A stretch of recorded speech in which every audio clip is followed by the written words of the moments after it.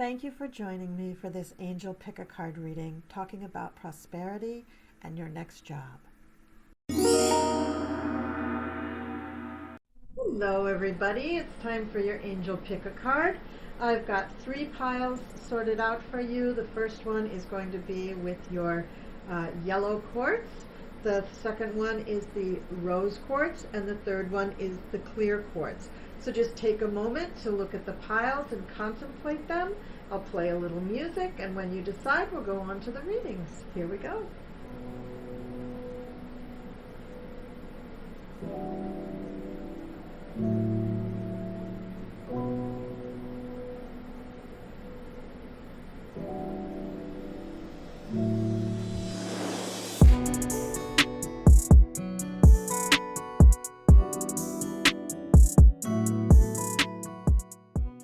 All right, so I've laid out 5 tarot cards, and I'm using the Influence of the Angels tarot cards this time. I'm going to be using that for all the piles, and I really like this deck. They use medieval and some newer than medieval paintings to represent all the cards, even the minor arcana. Really different, and some of the interpretations are very fresh and unique. The first card up is Justice, and we're talking about your money, your prosperity, your abundance, your ability to provide for yourself. And Justice coming up first says, well, you know where you've been, you know what you've done. So whatever actions you've taken in regards to money in the past and recently is showing you the result in your real life. So if you've overspent, then you're in debt. If you've been thrifty and cautious with your money, you probably have some money in the bank. If you have a job that you don't think pays well enough, you're probably stinting on your confidence. You're stinting on your belief in yourself. So you need to believe in yourself a little more, believe that you deserve to have that bigger payroll coming in, and then you too will make a little more money and you'll feel a little more comfortable. However, Justice is blind. So Justice is just saying whatever seeds you have sown, that's what you're reaping now. Now the second card is the High Priestess, and the High Priestess deals in hidden knowledge. So the High Priestess is also a very powerful person. Well, she's not a person, she's probably an angel or a goddess. So the High Priestess knows the secrets, knows the ins and outs, and look what she's holding. She's holding a disc that contains a drawing of the flower of life, which is sacred geometry. She also has a pomegranate on the ground next to her, which indicates her connection to Persephone, and the moon is over her right shoulder. So the moon indicates unconscious cycles that one goes through in their life. And the pomegranate indicates the secrets, the seeds, the things that are kind of buried that you need to look for. And the sacred wheel, or the sacred disc that she holds with the flower of life, indicates life, all things that can manifest. So you have the power to manifest. You don't necessarily have to shout it from the rooftops, and you don't necessarily have to take big risky financial actions either in order to make your money work for you. You do need to look at your money, and you need to look at the situation that you find yourself in with your money. And then we come to the 9 of Cups. Now this card indicates emotional fulfillment and getting what you've wished for. It's satisfaction with social relationships, generosity and comfort. You get what you give. What a person puts out into the world is returned in abundance. So this guy has a little angel just tucked up under his arm here, and he doesn't look happy in his face, but he is. He's quite satisfied. I mean, in the days when this painting was painted, being large like this was an indication of wealth. So this is a man who has plenty to eat, therefore he's very well off. Now, in your situation, if you actually are making plenty of money, but you're overspending on the money, you can keep it secret, but it really won't help you at the bank. So you need to remember that as you sow, so shall you reap, right? So you need to do something with your money that's more active to bring up your bank account. So maybe you do need to actively save money so that at the end of the month you're not left wanting in order to pay your bills. And then we have the Seven of Wands, and this is a female warrior who is on a hill. She has a fierce look in her eyes, and she has a sword at her belt, and she's holding a wand, and then 6 wands are coming up at the ground at her feet.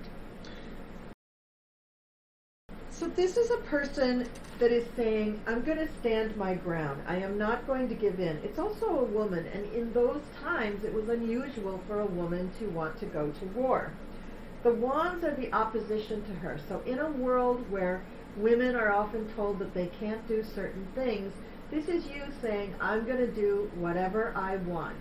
And that may be, but are you hanging on to your money, or are you doing something good with your money, or are you doing something with your money that people would say is foolish for a woman? Because if that's the case, then poo-poo on that.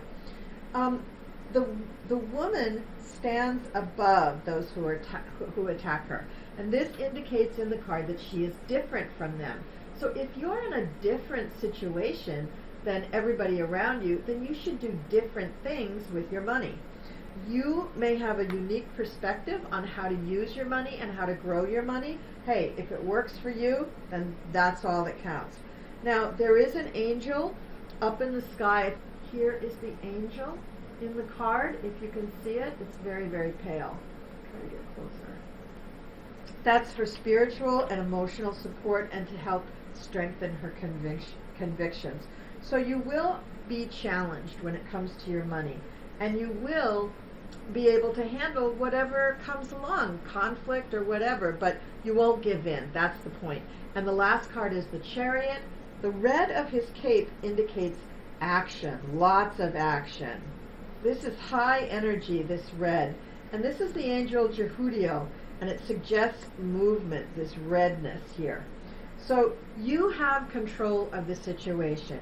You are going to manage all of the moving parts, but have a goal. Make sure you're not just sitting there going, well, the money's okay, I really do have enough, it's all right. I mean, really, in your soul, you know you want to fight and make it a little bit better. And the Chariot says that you've already kind of put things into motion. So you will have discipline, drive, and tenacity to achieve your goals, and you will note to yourself that you did things at the right time. And that's coming from the High Priestess. That's coming because you know some secrets. So if you know those secrets, put them into good use and make things go your way and get what you want. That's what the Chariot really is saying right here. Okay, now let's take a look at the Oracle cards.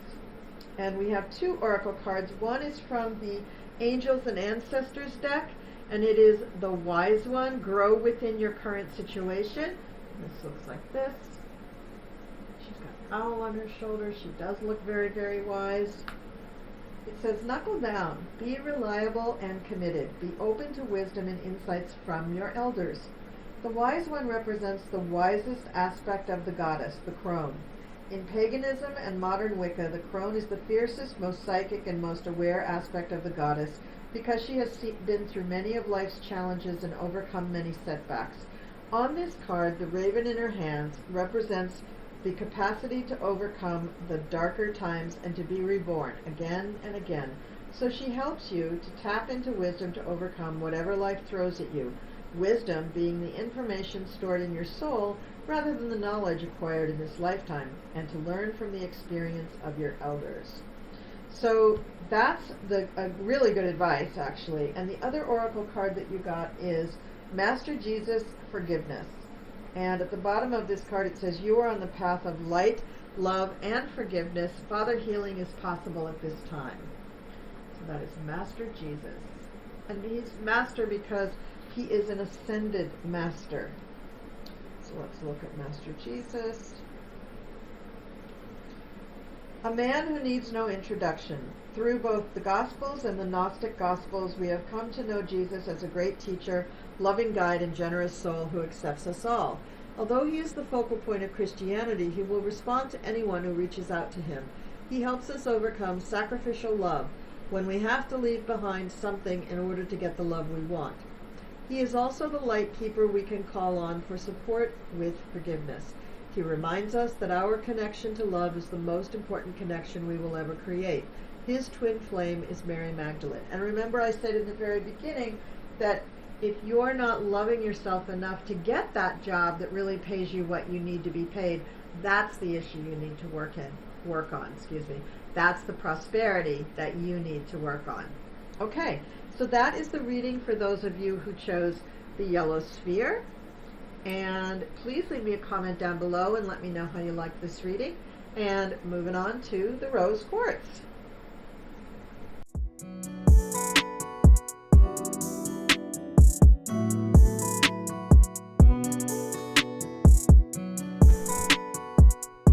Alright, this is the reading for those of you who chose the rose quartz sphere in the little dish here.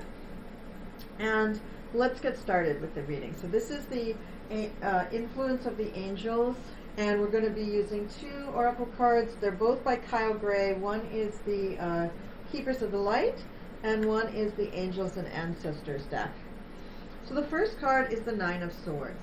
And the Nine of Swords shows a woman who is sleeping. She has daggers tattooed on her upper arm, and the angel in the picture is coming to the aid of a ewe that has a dead lamb at her feet, and there's a murder of crows flocking around waiting to partake of the dead flesh. So this is somebody who's having anxiety. So you are losing sleep, having anxiety, you've got spinning thoughts going around and around and around. This is not good. You're just worrying about not having any money.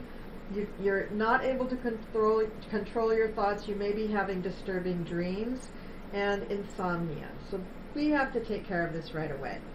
So the next card is the Knight of Swords, and I think this is the answer here. Knight of Swords is represented by a painting of Machiavelli. So he is a person who can come in and change things. He uses his words. He does not use weapons. But the angel on his shoulder has a sword also. This symbolizes righteousness and the sense that one's position is morally right, is justified. So you feel like, well, I don't have any money because this bad stuff is happening to me. But that's not enough. You have to take care of yourself. You have to support yourself. It's not enough to just say, oh, it's always been terrible and the world's against me. That's not going to work, and that's definitely not going to bring any money into the bank.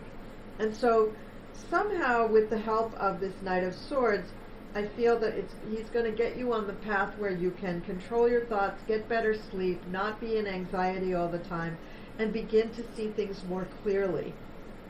Now the next card is the Ace of Cups, which usually indicates relationship.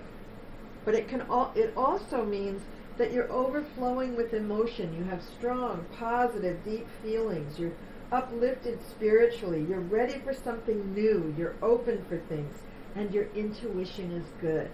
So that's really a positive sign. So if you're able to get your thoughts under control, possibly with the help of the Knight of Swords, then you're ready for something new. Not necessarily a new relationship, but something new for you in the realm of prosperity and money. And the following card is the Lovers. Now the Lovers, in this case, in this reading, I'm not reading it as having to do with a romance. I'm reading it as having to do with choices. So now you're going to educate yourself about what you can do about your money, including things like budgeting or taking on side jobs or selling things or doing something so that you have more cash flow, but mainly budgeting, working with the money that you already have and figuring out how to hang on to more of it and how to make it work for you. First things first, though, you just got to be able to have enough money to pay your bills, and that means probably a budget. And setting up your banking so that it's easy to pay your bills. I mean, personally, I have a system where I keep money in two separate banks. One part of my paycheck goes into the bank that has to pay all my hard and fast bills, the ones I have to pay every single month. And that money just goes into that bank, it's enough that I can pay all of my bills and just have a teeny weeny bit left over so I don't get overdrawn in the bank. The rest of my paycheck, which isn't much, goes into another bank account. And that's the money where I can do my discretionary spending. So if I'm going to go to the grocery store, which is discretionary, I mean, I do have to eat, but I use that money for a grocery store, or if I'm eating out, or if I have to, buy something on the fly. So that's what I think of as discretionary spending. And that system works for me. It may not work for you, but that's what I do so that I never touch the bulk of money that I need for my main bills, and I can control how much money I spend at the grocery store by the choices that I make there. But back to you, the Lovers. So the Lovers, this card is really about choice, the consequences of choice, the responsibilities that choices bring, and duality. People are different. If you have a spouse or a roommate, they spend money differently than you, and they think of money differently than you, and you have to acknowledge that. Both of you spend money, but you may spend money in a very different way. And what about salaries? One of you may make a lot more money than the other one, and so they may spend more money if they make more money. But you have to live within your means. And you need to find harmony within that duality. You need to see yourself as a prosperous person, as a competent and confident person, and not compare yourself to other people. But certainly, you live with other people probably. And so there's no getting around the fact that you're going to compare yourself to others, but resist that temptation. Realize that you are you. You're a divine creature of the universe. You're a divine child in the eyes of the all-one source. And you are perfect just the way you are. It's just that your money-making and money-spending habits may not be perfect. So you need to work on those. And then we have the Five of Cups. And the Five of Cups tells me that this whole exercise is going to leave you feeling defeated. You're going to feel a little sad, a little feeling of loss, like you just can't do it, and you're just going to feel overwhelmed by the whole thing. And understand that when you're trying to make big changes like this, especially when it comes to something as personal as money, people get very funny about their money, and they get very emotionally attached. So this Five of Cups card is not necessarily totally negative. It's the process. It's the journey that you're going on. So you may feel like, there's just no use. I can't budget. I can't do this, blah, blah, blah. But look at this card. Two of her cups are upright, and she's not even noticing. So you need to pay attention. Again, be aware of the choices that you're making. Be open to new things. Don't rerun the old movie. Make a new movie. This is the way I spend money now. This is the way I manage my money now. It's different than in the past, and so I'm going to have a different outcome. So you're going to have a little bump in the road. You're going to feel a little overwhelmed and like it's, all is lost and I can't quite do it. But ask your angels and guides to help you get back on the right foot and move ahead again. And review your choices. Review what you're trying to do. And if necessary, go back to Mr. Machiavelli and ask him for advice and ask him to help you clean up things as you go through this journey. It's not like you just draw up a budget and then all of a sudden you're perfect at following it. I certainly wasn't when I first tried to do that. It depends on how motivated you are. Like if you're really scared of being homeless, you're going to be really good on your budget. But if you're not that scared, you're going to screw up a couple of times. And I'm not saying be scared. Fear is never a good place to operate from. But you need to give yourself a break. That's the thing. Give yourself a chance to learn and forgive yourself for the little hiccups that you're going to have along the way. Give yourself like 6 months to really get used to it. And once you're really used to it, you'll see pretty soon you're going to have a lot more money in the bank and you're going to feel better because you're not going to be worrying about how you're going to pay your bills. Let's look at your oracle cards now. Okay, the first card that we have is Gaia, Earth Connection. Be mindful of the planet, come back to Earth, stay grounded. I think staying grounded would be a good thing for all of us to do right now.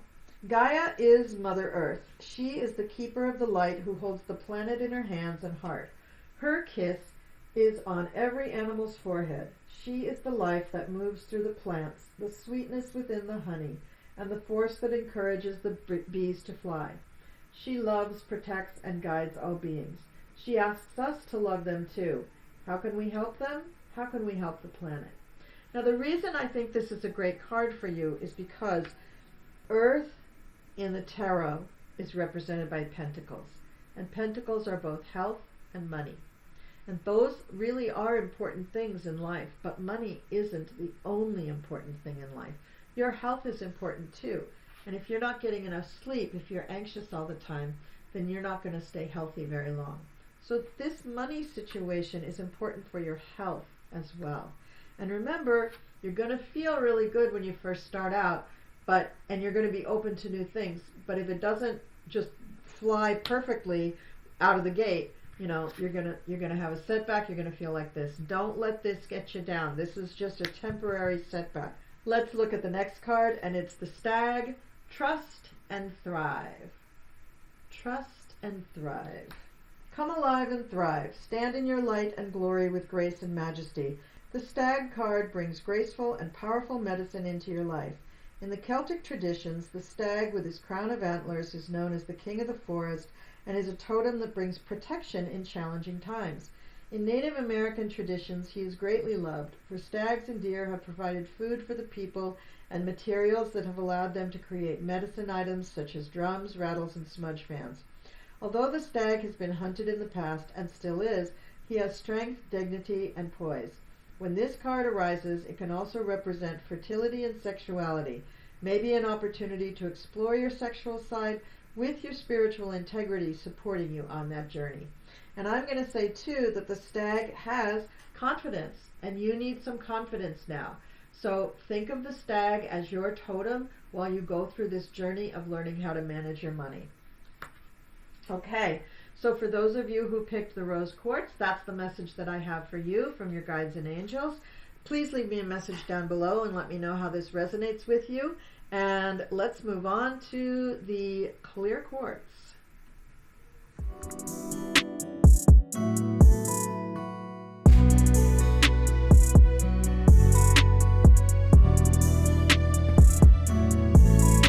All right, here we go with the reading for the people who chose the clear quartz, which is actually sitting in salt, which is why it doesn't bounce around like the other balls. All right, let's get going. We are using the Influence of the Angel Tarot deck, one of my favorites, and both of the oracle cards are by Kyle Gray. One is the Keepers of the Light, and the other one is the Angels and Ancestors deck. So we start out with the Two of Wands, and this card is very, very interesting. So it's a lot different than it is in the Rider-Waite deck. I feel there's a lot more symbolism in this card. So this is the card, and as you can see, the man has on a red cape, but he's holding an instrument called a sextant. And a sextant is a navigational tool. So this indicates that he is ready to navigate, to move forward, to press forward towards his goal. And he's holding one wand, but the other wand is behind him, stuck in a wall. So there's a sense of static, of staying still, but also of wanting to move forward. Now his cape and his hat are red, and that's an energetic color, meaning that there should be lots of activity, lots of movement going on, but in fact he's standing still, and his foot is raised up and poised on the wall. So he could either jump over the wall easily, or he could just stay still and have his foot just resting there. So this is a moment in time where there's nothing happening, but there could be.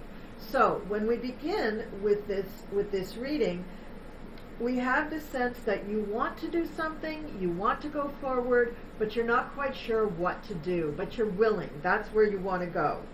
And when it comes to prosperity and abundance and your money, that's not a bad place to start. Examine your surroundings first. Examine your bank account. Examine your spending. Examine all of the things surrounding your money that you really need to know. What are your bills? What are your hard bills? What are your discretionary bills? What do you spend on? What can you pull back on? Maybe start with a budget. Now, the next card is the Six of Swords, which indicates that you're moving from a difficult to an easier position. So the people in the boat are all different ages. So this can apply to anyone, but it's applying right now to you. So even though you are not really moving forward too much, you do have the desire to get out of the situation that you find yourself in now. And then we come to the Four of Cups, and this is a woman who is ignoring the angel who is offering her a cup and is ignoring the Three Cups in front of her. This is very much like the Rider-Waite deck, but I think it again has a little bit more symbolism that I can relate to anyway. So this woman looks like she's contemplating something. she could be bored, but also she could be meditating or even praying. And so this is somebody who is already going within, trying to figure out their next move, trying to figure out where they should be in life. So some of the issues that you're having around money right now probably have to do with where you feel you are in life. And so maybe you do need to hesitate. Maybe you do need to wait just a bit, take the time to figure out what's really going on, so that when you move on from this situation, you move on to the place you really want to be. The next card after the Four of Cups is the Hanged Man. This is also a card of abeyance. This is holding things up, delaying, hesitating, so that you can gain a better perspective. So in this card, we find that, you may have come to some conclusions in your meditation, and now you may want to go forward, but you're still analyzing, you're still thinking about things and trying to see it from all angles. So this is actually very good. You should take the time to see things from all perspectives before you really make action and make a choice and go forward.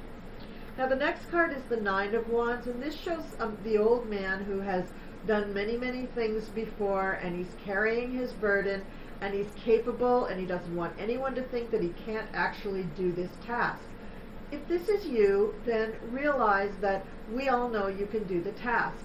And you may be doing it slower than usual because you've done it so many times that you don't feel there's a rush, or your bones may ache, one of the two. But the message here, I think, is that don't rush. There's no need for you to rush through this. And in fact, you probably will have some delays in whatever new plan you put into action. So if you are looking at budgeting or investing or getting a new job or taking on extra work so that you can have more money, know that the universe is going to give you plenty of time. And rather than fighting that, rather than trying to resist that, you should just do what feels natural, what comes to you naturally, because you are going to stop and analyze, and you're going to have big plans in the back of your head, but you're going to stop and analyze things. You're going to know in your mind that you do have to move on. So it's not like you're not going to move on. It's just that you do need to take some time to analyze things.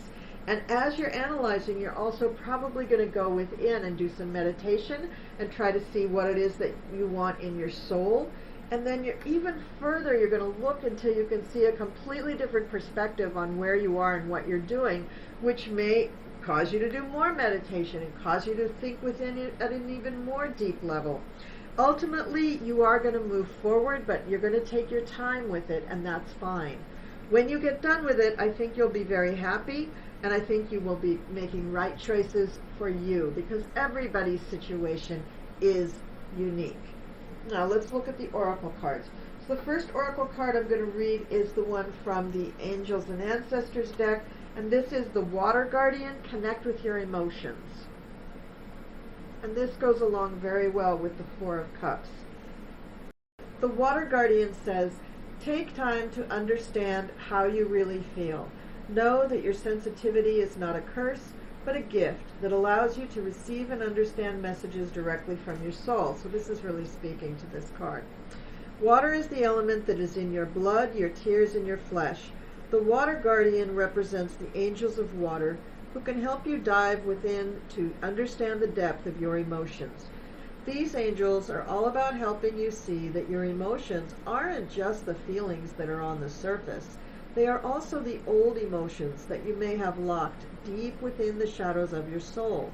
Through helping you acknowledge your deepest emotions, the angels of water help you to hear the messages these have for you and to unlock your intuitive powers and the energies of abundance. Okay, so this is talking directly to you about abundance. Now let's look at the next one, which is Cernunu's Life Force. Express your driving passion. Sensual and sexual powers are increased. So that's Cernunu's. And let's read about that card. Oh, Cernunnos. Cernunnos, also known as Herne, is a Celtic stag god who represents connection to the earth. He is one of the oldest recognized Celtic gods and features on the Gundestrup cauldron, a giant silver vessel from the Iron Age.